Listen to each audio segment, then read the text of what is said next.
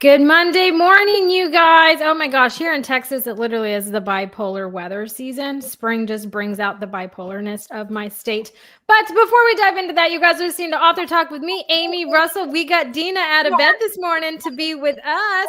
And our lovely author guest today is Meg. So you guys. Wake up, Dina. We love you dearly, Dina. I don't do mornings. Well, by the end of this, you will be fully awake. So you guys, as you guys know, if you have children or just going through the school system yourself, we are entering the last month or so of school. So my daughter is in kindergarten. My oldest is in kindergarten. Fun times. Okay. So she's going to get her kinder graduation photos on Tuesday. I'm very excited about it. It's like a bittersweet moment because my youngest will be starting kindergarten next year. So bittersweet, sweet moment. But on top of that, you guys, my husband has decided to get his wisdom teeth out. And him being the engineer in him decided to watch a video of how this procedure is going to go down. And now he's terrified. And I secretly am thriving off of that, the fear that he has about getting his teeth removed. You were such a bad wife, Amy. I know. I don't have any problems with mine. So it's just like, okay. So yeah, I did tell him I had seen this video of these brothers that did it to their sister, and they had this whole PA system of a whole Nazi or not Nazi, but German zombie invasion, all these things kind of going on. And I was going to play it. So I downloaded stuff for my phone to play on the car ride home because I am that kind of wife. You are terrible. I'm so excited for this to happen. And I can tell all of you guys because he doesn't listen to my show. So I can say everything that I'm going to do, and he's not even going to know any of these things. So I'm super excited. But the good wife in me got him Jell-O and things that I can puree so he can have things to eat because, that's important. He has to eat, right? But besides that little minor thing that's going to happen, right? My daughter, school had her carnival fundraiser this weekend. And when I tell you about a fundraiser, when I was a kid, we had to bring stuff home and get people to buy it. No, my daughter's school does this giant ass carnival that is all day that you go, and everything costs tickets. So you have to buy the big pack of tickets to go, right? And do all these things. So of course I did that. I wanted my kids to do everything. We had this whole fun thing. And then there was a silent auction, you guys. And on this silent auction, I don't know why I can't get past it. I'm super hung up on it. I can't get past it. There is an item on this silent auction. It is a friggin' purebred dog was up on the silent auction. Okay. See, I don't feel, I was taken back to, I was like, this is kind of weird. I love it. I wish I could do that, buy the dog. That'd be great. But it's kind of, it was weird, So anyways, needless to say, I did not bid on the dog, you guys. I bid on other things. I didn't get a dog. I learned my lesson getting a dog when Josh was out of town. I learned my lesson. Okay. Well, for now. Fingers crossed on that one. It's just for now. So in a nutshell, that was my weekend. My sister-in-law is in color guard. She turned 18 yesterday, so she's graduating high school. She's going to be coming up here to A&Mville. Russell, me and you feel the same way about that. It's this whole thing. She's going to be coming up here to go to college, but she was at the championship yesterday for color guard. It happened to be up here. So me, Josh, and the kids went to support her and see her. And so those things are fun because I tell you, in high school, I did not do that. And I have mad respect if you can sit there and fling a flag and catch it with a rifle and you ain't breaking no fingers or nothing. I'm terrible at doing those things. So needless to say, super fun time, fun weekend. That was the abbreviated version. I only took up less than 4 minutes, Russell. Yes, it was my clip note. I had a lot of stuff happen, Russell. But yes. Anybody else who wants to talk about their weekend? Mine obviously took too long for Russell. So clip note version, guys. Clip note versions. Dina, what'd you do? I took the weekend off. For a change. That's my girl. And I laid in bed and I watched Reacher because everyone needs a little man meat occasionally. And then we had ribs. Yeah, Risk. That's a whole weekend. Yeah. So that was it. I did nothing and loved it. So I've had too many weekends. I've had too many weeks of working, Monday through Sunday. So nonstop. I enjoyed my 2 days off. Well What you deserved. do, Meg? So I have nothing to add. I had an extremely boring weekend and loved it. I did have some beers, but we're not discussing that. Meg, what did you do this weekend? Yeah, I had a book launch party in my hometown at a local coffee shop. Yeah, coffee and tea. Amy, you would have loved it. Yeah, so family, my high school teachers who, first got me started in English and creative writing showed up and surprised me. So it was a great day. Were these high school English teachers? Yeah. All my arch nemesis in high school were high school English teachers. Oh, you needed my high school English teachers. They're great. And I got to tell you, I have this whole theory about how everything is taught wrong in high school as far as literature. So I would love to have that discussion with you sometime. For sure. The thing I noticed for my weekend, and I've sent this over a couple of times, I wanted to even talk about it last weekend. It was even more this weekend, is this new company, Reedsy, Reedsy, is doing massive amounts of advertisements on the internet, trying to get writers to hire them to edit their books, and saying we have New York Times editors.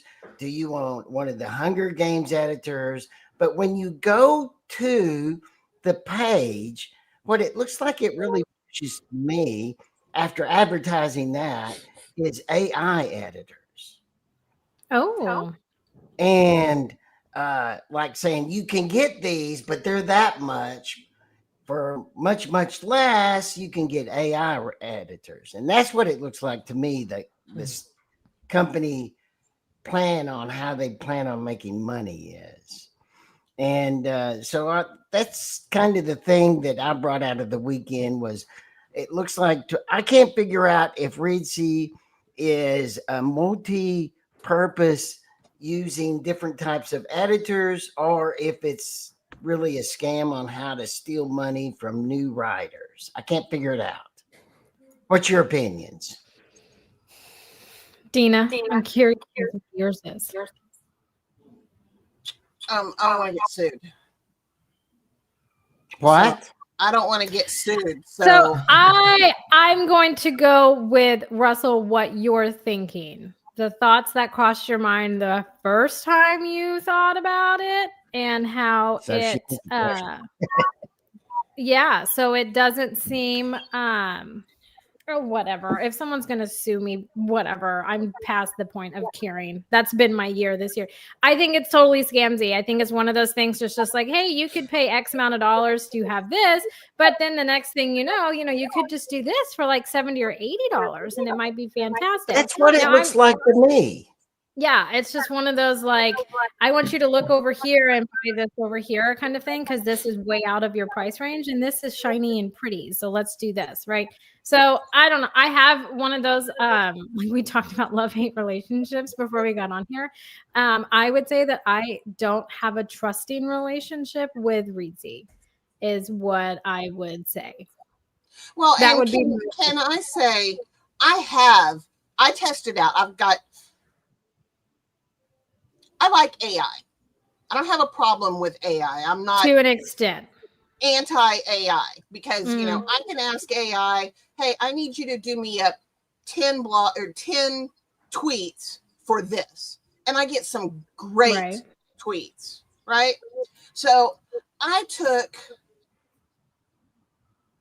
this really, really rough manuscript and uploaded it to AI. I'm going to test it out, right?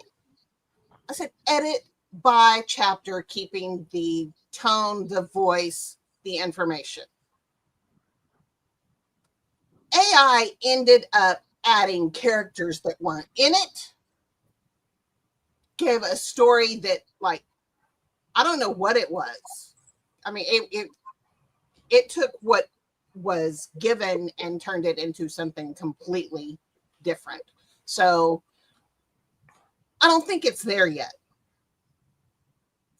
So, but they have Hemingway that you can use to edit that has AI in it, and I don't know if I appreciated that. I think, well, yeah, but I think in the literary community, the writing community, you cannot replace a person editing your book, because one, they're going to feel the emotions that an AI isn't going to feel.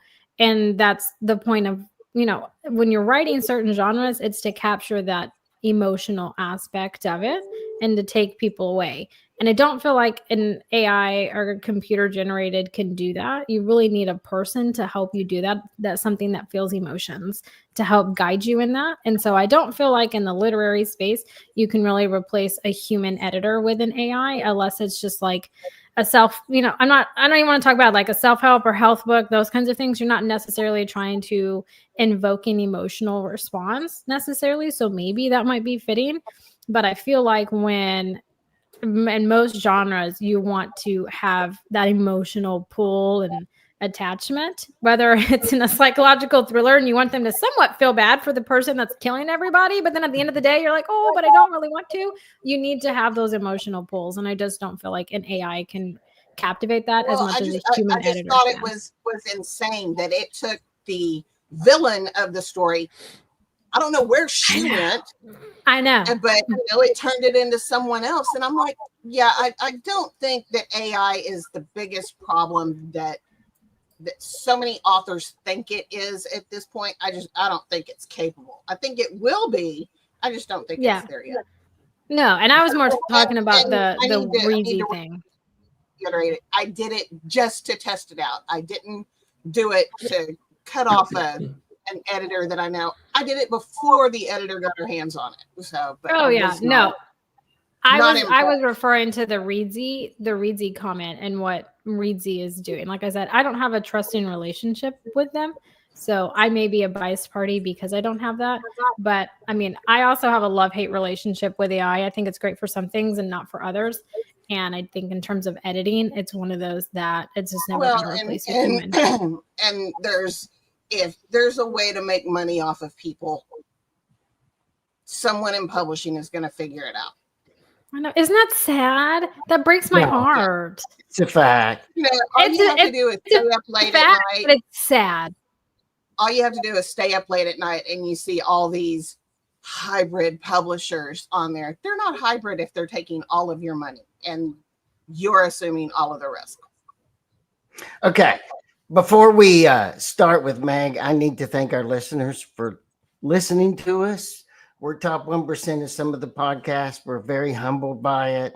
We started off 9 years ago and have done it every week for 9 years. It's been a great time. For a long time, I could not find us when we started on podcast, though, until Aimee did what she describes as selfish, but turned out to be great for our program, because now even someone like me can find us. And if I can, you can. Aimee, where do people find us? Russell, yeah, your mic sounds wonderful. I could sit and listen to you say that all day. If I can, you can. That was great. But yes, you guys. So Dean is actually the one that helped rebrand us. She came up and we picked the crimson red. See, it's always an adventure with my dogs. Crimson red and gold are our colors. And I just made it where we pop everywhere. Dina did. And I just shared all of that. So you can find us anywhere that you can look for a podcast. Right. So you can find us on Amazon, Spotify. If you're an Apple user, iTunes. If you're Android like me, Google. Good Plays or Good Pods is another one. Words are just hard for me today. Good Pods is another one for sure. If you want to watch us and engage with us, go over to our YouTube channel, Facebook group, any one of our social media channels, Dina when she is on, and you can catch us engage with us. Unlike my other people on here, don't have a poker face, but I do control what comes out of my mouth. But you always know what I'm thinking all the time. And I'm very animated. I talk a lot with my hands. Me and Valerie both do. So Dina has a poker face. I know. I need to learn. I need to learn to do more beta from Dina for sure. But you can come over and have a good laugh with or at us. Half the time I'm laughing with and at us also, so you can join in on the family conversation. But before we switch gears, Russell, you said you had a shocking story and I want to hear it. I do. And when I saw that Meg was going to be on today, I wanted to tell this story. So I practiced law in Houston for 41 years, Meg. And during that time, I had a client that escaped from Auschwitz. And he had this great story of him escaping and all the things he did to survive until the end of World War II. And he did not survive long enough for the Holocaust Memorial in Washington to get his story.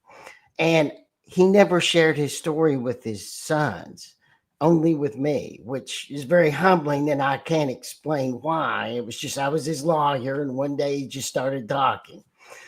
So they actually recorded an interview with me for the memorial, talking about him and his life. And that was a great honor. Now, that's the end of my story. Oh my gosh. Amazing. That's Like, amazing. Yeah, my mouth literally dropped when you said that, and it was very much like one of those, like, like one of those. I'm trying to think of a nice word to say it, but there's no other way to say it, so I'm just gonna say it was like an oh shit moment. Like your mouth's just dropped, and you're just like, oh wow, like you really got the shock factor, man. Like that was true. But that's a big honor. Like how wonderful is that? So wow, okay, let's segue with that, Dina, to get Meg talking about her book. So take it away. So the title is Diamonds in Auschwitz. So what's the premise of it? Yeah. And go ahead. I'm sorry. I had another thought, but go ahead. I'll ask it. Yeah. Okay. So Diamonds in Auschwitz, it follows two different sets of characters, about a 2-year time difference between them. And I actually wrote both kind of sets of characters. I wrote this set and then I wrote that set and I folded them in together like a stack of cards, right? And it follows a diamond ring. In the very first chapter, in the very first couple lines, this woman is a prisoner in Auschwitz and she finds this ring in the mud. And it is the catalyst that wakes her up, right? She's basically the living dead in Auschwitz because her entire family has been lost to her. She's just waiting to die, kind of walking through in a phase, and she picks up this diamond ring, and it's the thing that kind of wakes her up and then changes her life inside the camp. And then we also watch the scenes unfold of the couple who originally purchased the ring. Right as the Nazis took over Prague, and it's a Jewish couple living in there. And the fiance buys the ring, gives it to Hannah, the main character, and it's their life with this ring, living in Nazi-occupied Prague, moving to the ghetto outside of the city in Terezin, and then eventually being transported to Auschwitz, and how the ring ended up in the mud, which is where Rachel, the first character, picked it up on the very first page. So it's kind of like a full circle of the story of the ring and the people who have it during that time period. So this is hard for me because I don't. So does the story completely takes place in Auschwitz? It doesn't have any after, or does it have an after? There's a short epilogue. There's a short epilogue at the end that gives you a little bit of closure. Rachel's chapters are all completely inside the concentration camp. Samuel and Hannah actually don't get into the concentration camp until the very last page of their chapters. Their story takes place in Prague and then Terezin, which is the Jewish ghetto right outside of Prague that eventually empties into Auschwitz. So it's a little bit of everything. Leading up into that whole nightmare. How did you come up with this? What was your impetus to get to it? Yeah. To write the story. I was reading a nonfiction book called Born Survivors by Wendy Holden, and it's about women who went into Auschwitz pregnant, and then their stories of having the babies and trying to survive, that terrible place on earth with newborns. And it just had a little anecdote about this woman who had held on to her engagement ring all through her time in the ghetto. And as she was walking into Auschwitz, she was like, I am not going to let the Nazis have this ring. And so she drops it in the dirt. And like I said, just a little tidbit in the story, but that image really stuck with me because I thought if you were the person who picked that ring up, it has no value to you if you're a prisoner in Auschwitz, right? You can't trade it for its value. You can't eat it. It's not going to get you out of the camp. It's not going to keep you warm. But what could it do for you? And the theory of the book is how art and beauty and items like that, small items that maybe don't seem like they're worth anything, can really give us the hope that we need to survive, can give us the purpose in life to keep going. And that's what that ring represents for Rachel and for Hannah when they have it in their possession.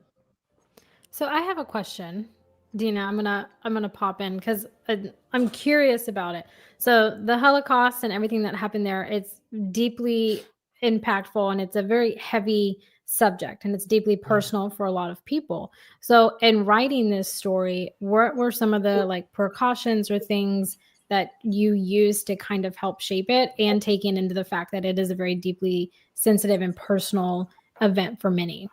Absolutely. I did a lot of research.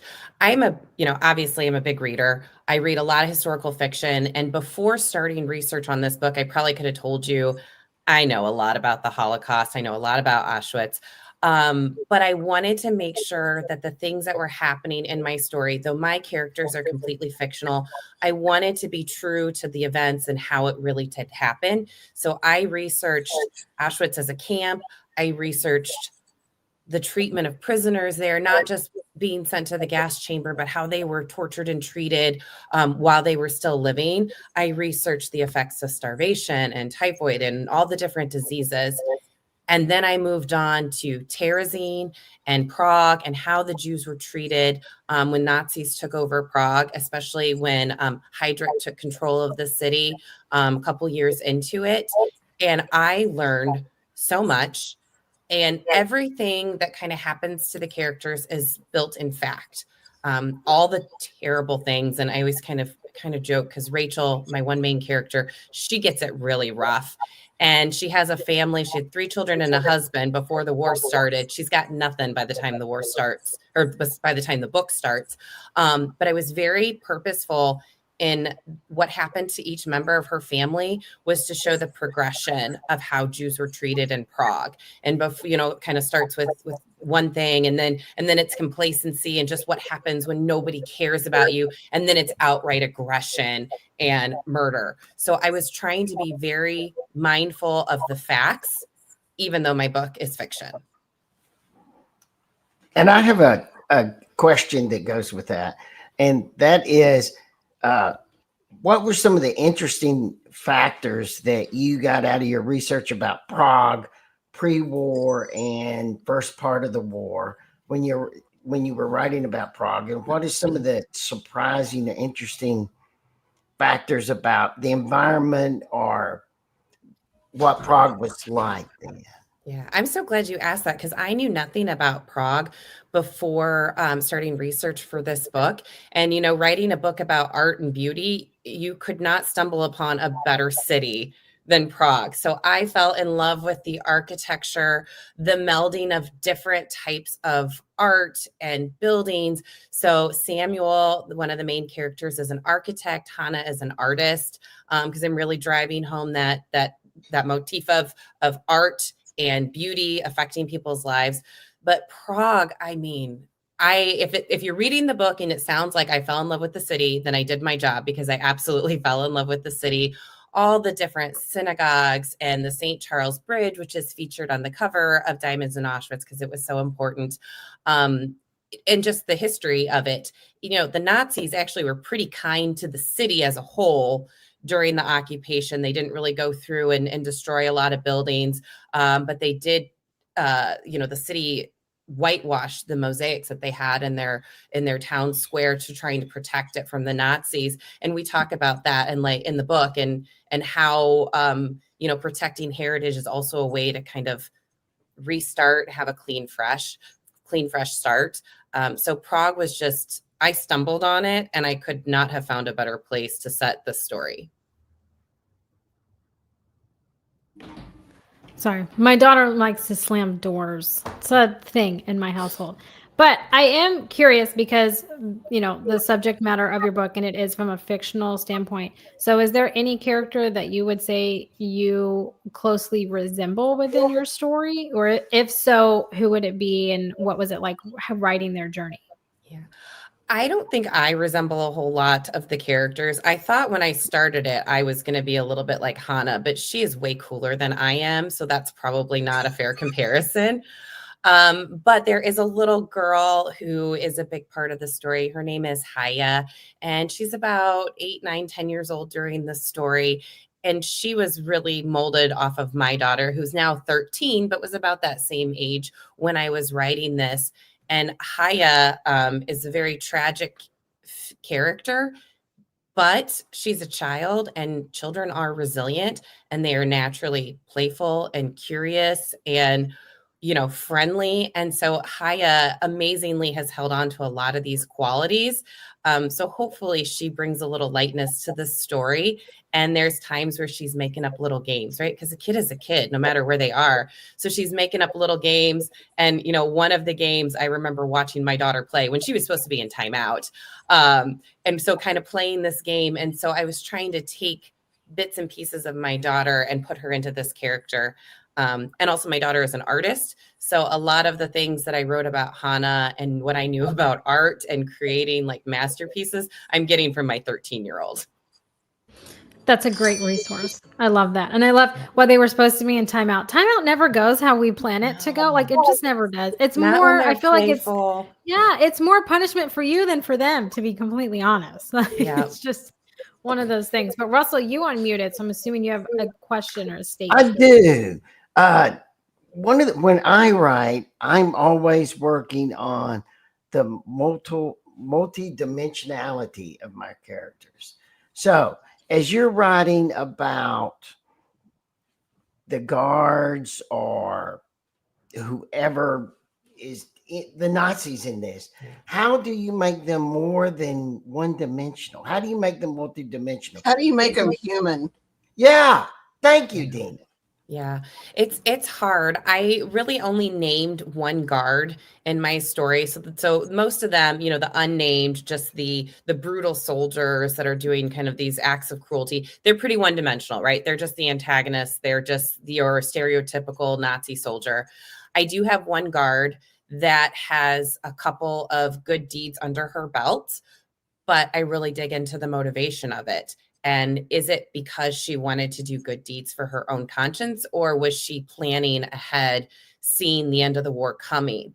And so I do have one character that I think is a little bit more complex. And even myself, when writing her, I don't think I could tell you her true motivation because I don't think she understands it, because, she walks around the camp with a bullwhip. And so, of course, Haya's is scared of her, because who's not going to be scared of a woman that has a bullwhip on her hip? But also she does some nice things and has some kind words every once in a while and does, save a life at one point. So I try to get in there. They're not, you're right. They're not all just straight, flat, bad characters. So I tried to give them a little bit of a voice in this one guard that I featured.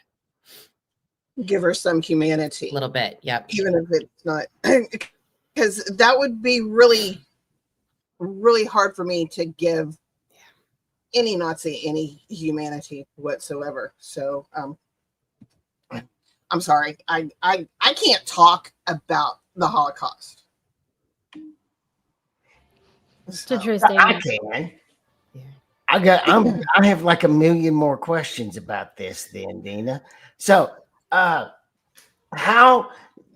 to reverse my question? So your protagonist in this, how did you show that they were human? What were the bad qualities that you gave your prisoners? And number two, how can you say that you don't have any of you in Hannah when there is something of you in every one of your characters? I used to deny that all the time.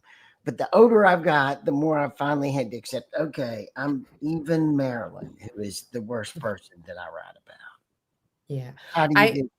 I'm probably more Rachel, and I think Rachel is my most complex character because in the beginning, like I said, she's walking around in a fog. She refuses to speak to people around her. She's purposely built this wall between her and anybody else in the camp. I think at one point she kind of says, like, you're all dead. I'm dead. What's the point of talking to dead people? And she has a woman who, stays in the bunk underneath her that keeps trying to chip away at the walls. And Rachel's kind of rude. I mean, she's rude. She's rude to her. She doesn't want to have anything to do with her. But when she starts carrying around the ring wakes her up. And then Rachel notices Haya.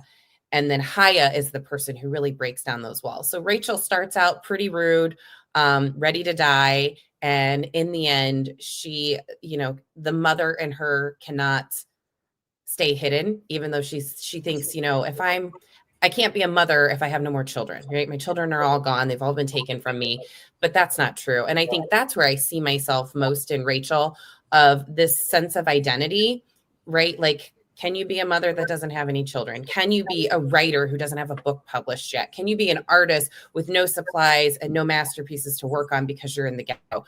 And just these ideas of this identity and knowing things about yourself, even though maybe the outside world can't see that. So that's where I most identify with Rachel. And she's definitely the complex character. And we watch her grow from being kind of like this walking dead person to a mother with a surrogate child that she's caring for and will end up doing anything for her. So what's your message? Oh, go ahead, Dina. Do you see any parallels between Auschwitz then and just the world now? I do. I think a lot of it is complacency. And so maybe I would say I see a lot more parallels with when the Nazis first started to take over cities of, people standing by and thinking it doesn't affect me, or it's not that bad, or they're going to get things out of their system. They're going to come in at aggressively, and then they're going to start to slow down and cool off, and things will start to go back to normal. I see that happening a lot. And then the end result during World War II was millions of people dying in the gas chambers in camps like Auschwitz. So I think it's not bothering me. I'm going to keep my head down. I'm going to just do business as usual and not say anything. And that's why for me, history and historical fiction is really, really important. I think we can't water down what's happening in history, because otherwise we're doomed to repeat it. One of the things that I found out when I was researching terrazine, and I'm shocked that I didn't know this, and when I tell people they didn't know it, 15,000 children went through this Jewish ghetto outside of Prague. 15,000 children, less than 100 survived. They were murdered inside the ghetto. They were shot. They were shipped to concentration camps where they were then killed. And we can't water that down. Like, we have to face the fact. It's hard to talk about. It's uncomfortable. You read certain parts of my book, and a sensitivity reader said, I think it's a little too brutal. I think maybe you need to take this part out. And I couldn't, because that's what happened. So my first question then was, so what is your primary message from the book? And number two, what was your intellectual goal in writing this book? And my third question is, what's next? Okay. That's a lot of questions to keep up with. Well, you provoke questions. Okay. I think I'm going to take that as a compliment. Thank you. To be provocative. Okay. So it's meant as a compliment. Thank From you. Russell, it's meant as a compliment. Thank you. I think the themes that I found most important in my book is, number one, it just takes a little thing to keep people going. Anything can be that physical embodiment of hope. In this case, it's the ring. And if we have hope, if we have a purpose in life, if we have something to help drive us to keep fighting and going forward, then we will survive. The second thing is, what is survival?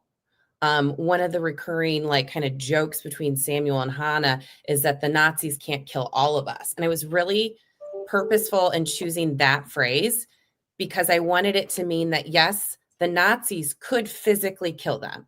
They could be gone. But if they left something behind, if they left memories, if they left impressions on people, if they left a work of art behind, then no, the Nazis did not kill all of them. And that ends up being a real driving force for a lot of Rachel's motivation. She knows she's the last person left in her family. And she thinks, if I die and nobody else remembers my children's names, did they even exist? And that really haunts her. And so she has to leave something behind, whether she's going to make it through the camp or not, because she wants her family to have lived at one point. So those are the two main themes that I really tried to focus on. And, those were influenced by a lot of different things in reading and just kind of knowing a little bit about the human tragedy that was the Holocaust. Okay. Was that question one? Remind me question two. What was your intellectual purpose or goal while you were writing the book? Intellectual purpose or goal? That's a tough question. Tell me a little more what you mean by that. Okay. Well, so when I wrote my second book, Murder by Storm, my actual intellectual goal in that was to write from a woman's perspective organically and convincingly. That was my intellectual challenge in that book. What did you have a challenge like that you had to accomplish to call yourself a success in writing the book? I think when I started writing the book, I think my challenge was to write a book, right? This is my first one.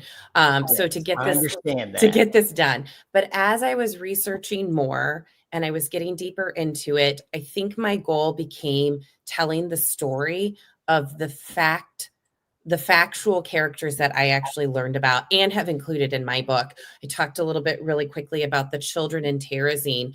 But one true story that's featured in my book is there was a woman that came into Terezin and she smuggled in scraps of paper, knowing that she wanted to teach an art class to these children in Terezin. And actually, in the U.S. Holocaust Memorial Museum, there's a display of the artwork that the children in Terezin had done. And so she taught this art class to the children, knowing they needed an outlet for all of these horrific experiences that they were living through, all these terrible things that they were seeing. So instead of taking care of herself and bringing in blankets and food, she brought in scraps of paper and then she taught the children. And then she made sure that the artwork was smuggled out. So now across the world in different Holocaust museums, we can see the artwork from these children who didn't make it. And I think that is an amazing story. One thing that really bothers me, though, is when you see that artwork and display at the U.S. Museum in D.C., they don't mention the woman, Friedel Brandes, who brought in the paperwork, taught the class, and then smuggled the artwork out. And that to me is a huge oversight. And so my challenge is to make sure that people read the book and know that she was a real person and have respect for what she did for those children around her. And the third one is what's next? Right. So I am very, very close to finishing my second book. It should be done this week, first draft, right? I haven't even gone back and read anything, so it could be a complete mess. First draft. It's not even close to being finished. Right. I finished the first draft, though. I may She's just completed the it. first one of book 2. So book 1 didn't deter her from writing a second book. So that's an accomplishment in and of itself, girl. Way to go. Way to go. I'm just being a cynic because first draft, you know what Hemingway said about first drafts, right? All first drafts are shit. Well, it probably is. Yeah. I got to work through it. Unbelievably full of it. But this book takes place right drunk, edit sober. Well, that's one way of doing it. It's one way of doing it. Yeah. So this book takes place in Charleston after the Revolutionary War, and it is inspired by a couple of different haunted legends. If you've been to Charleston, you know that they've got ghosts and hauntings all over the place. So I took a story of a young girl whose parents left her an inheritance, which is quite unusual in the early 1800s. So it's a little bit about feminism. It's a little bit about slavery. It's got a lot of different ghosts and hauntings in it, and it's the bare bones is a retelling of a Shakespeare tragedy. So we'll see. It could be shit. We'll see. You've piqued Russell's interest Of when which you mentioned Shakespeare Shakespeare. tragedy? Well, I don't know that I want to. I don't know that I want to say. Say it. Say it. Say it. Leave him hanging. Leave him hanging. He doesn't have to know. You know what? Here's why I'm not saying, because I could not figure out the motivation of the. So there's a murder, and it's not really meant to be a murder mystery, but in the real story is a murder. And I was not behind why the killer did what he did. And so I was struggling with his motivation. And all of a sudden I was like, well, who does better character motivation than Shakespeare? And so once I overlaid the haunting on this Shakespeare tragedy, the motivation of why he did what he did just seemed very clear to me. But if I tell you which one it is, you'll know who the killer is. Yeah, okay. Not fair. Not fair, Russell. Not fair. Yeah, I'm going to back out. So I don't know. This doesn't have to do with diamonds, but if you need some research for your book about Charleston, I know that Alexandra Ripley wrote 2 books about Charleston during the war and after the war that are very, even though they're fiction, they're very well researched to do at that time frame. So if you need, her books are amazing. I don't know if you know who she is. She actually wrote the sequel to Gone with the Wind. She was brought in by the Margaret Mitchell estate. She was given permission to write Scarlet. Now, Scarlet, the book was pretty decent. The miniseries just sucked eggs. But yeah, she could be some research if you need that. So. Meg, how many times have you gone to Charlotte? Charleston? Just once. Just once? Just once so far. Great party town. Some of the greatest food you've ever eaten. It's good. Yeah. Great bars that you can get thrown out of and have a great time. You need to go back. You need to go often. I love that town. Yeah, it is. How many times have you been, Russell? About 3 or 4. Yeah, Russell's the world traveler. And one of the trick in that town, you cannot get a reservation anywhere for 6 weeks because they're so great. But there's all sorts of little tricks on how to circumvent reservations and get tables anyway. Like one thing I always do is I show up at the bar, I have a drink, and usually there's a cancellation and they'll come get you and take you in anyway. And if not, you just eat at the bar. So I spend a lot of time in bars in those restaurants in that town. Yeah, you do. Yeah, see, I live vicariously, Meg, through Russell. Russell travels a lot. I don't leave Texas. It's very rare if I leave this state. So I live vicariously through Russell. So if Russell says it's fabulous and what to do, I'm going to take his word for it 100%. But man, so what an amazing debut novel for you. And then it didn't scare you off the publishing journey of it. So you're going to write another one. So before we wrap up here, I am curious, what avenue did you decide to publish your first book? Did you go with a publisher? Did you self-publish? What was that journey like for you? Yeah, so I started with a literary agent, which was really great. I kind of joke, he was great, but I said, "You want me to play varsity, and maybe I'm only ready for JV." So was not picked up by one of the biggest publishers, and then I went and found a smaller one after that. So I worked with Greenleaf Book Group out of Texas. So I live in Indiana, but my heart is in Texas. It seems like everything I'm doing is in Texas, and they were wonderful to work with. I loved the developmental editor that they connected me with. So it's been a really great experience. Going for the second book, I'm not sure which route I'm going to take yet. We'll have to get through the edits and have a decent draft before I figure that out. Right. Well, I'm excited to hear that your first go around was a pleasant journey. Sometimes it's not. Every publishing journey is different and unique. Doesn't matter how many books you have published. So I love to hear that and to hear the purpose and reason behind you writing the story and the little, tidbits that you have shared with us today about your story. And it's not often that Dina gets choked up and can't have a conversation. So for that, I applaud you, because it's very difficult for that to happen. But I did get Dina out of bed this morning, and so she still loves me. So we're still going to leave besties for sure. But before we wrap up, she does. What? The look in her She eyes. didn't say she speaks loved you, it. Amy. She She may be does. tolerating you this morning. My resting That's bitch okay. face. I will take toleration. I will take toleration any day. But before we wrap up, let's do closing questions, comments, or statements from Dina or Russell before we let Meg go this Monday morning. Who wants to go first? Dina. Okay, I'll go then. Okay. Tell us where they can find out more about you, your webpage, whatever internet connections you have. Absolutely. So I have a website. It's meghamandauthor.com, and Hamand is Hamand.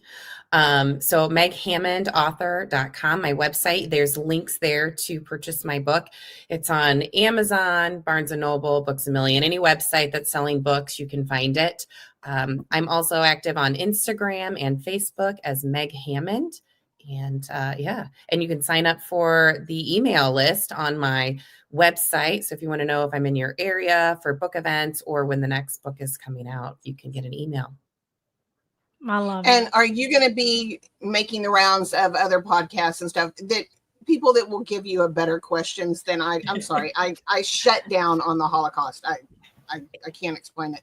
So my brain just doesn't formulate the questions. I'm like mentally paralyzed. So I'm sorry. That's all right. So, the Holocaust is a lot. And it's a heavy, you know what, honestly, Diamonds in Auschwitz is a heavy book.